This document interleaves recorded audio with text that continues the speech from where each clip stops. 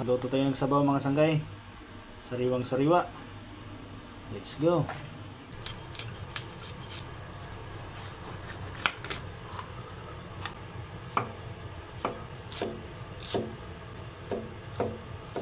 Ayos na mga sanggay. Preskong yung ating isda.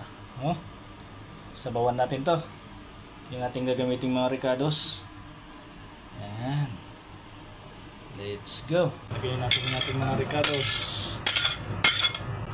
Lagyan natin sili. Tubig. Pakuluan muna natin. Kumulo na. Ubus na natin ang isda. Lagyan natin ang asin. Konting pampalasa.